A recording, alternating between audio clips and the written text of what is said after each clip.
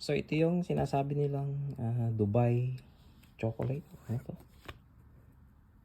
Parang yung sinasabi nilang masarap daw or mukhang masarap pag nakikita sa video, pero tingnan natin.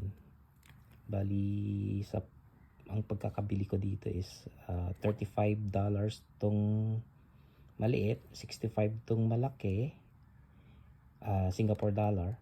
Tapos tingnan natin kung anong itsura nito sa harap, which is parang may dalawang ogag na photo sa harap.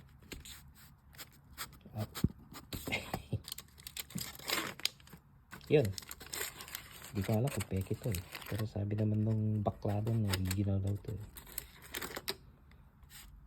Subukan natin. Malit lang. Tapos siguro dapat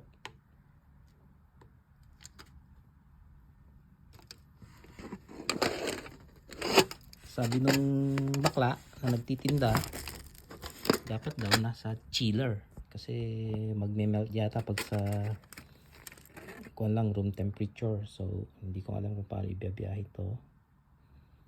Tikman natin.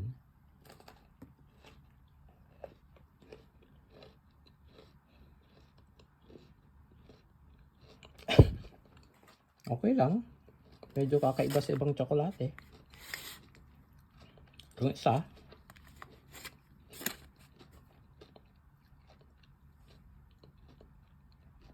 well, siguro as compared sa mga ibang mga tsokolate na nabibili natin, mga Hershey's o Cadbury, iba yung lasa nito. Mas masarap. Pero hindi ko alam kung worth it para sa 35 itong maliit or 65 para dito sa isa. Depende na siguro kung may extra kang pambili. Subukan natin itong isa.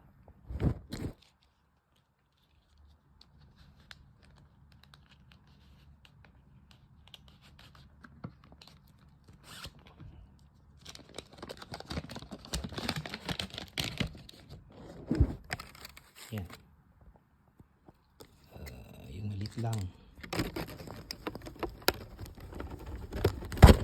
Yan. Kumuha tayo ng 30, 15, 7. Oh, mga kwan siguro to.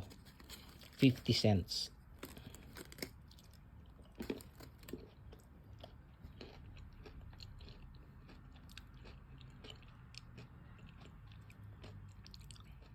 Okay naman. Parang mas masarap yung maliit eh. Pero if you want, kumbaga kung gusto mong matikman, hindi ko nga alam kung personally mas masarap siya sa ibang tsokolate, pero nasa inyo na yon.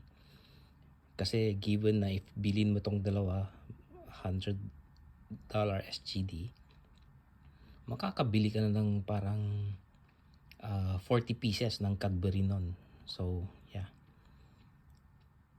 siguro para ma-prevent lang yung diabetes, mahalan na lang yun. So yun yung review ko dito.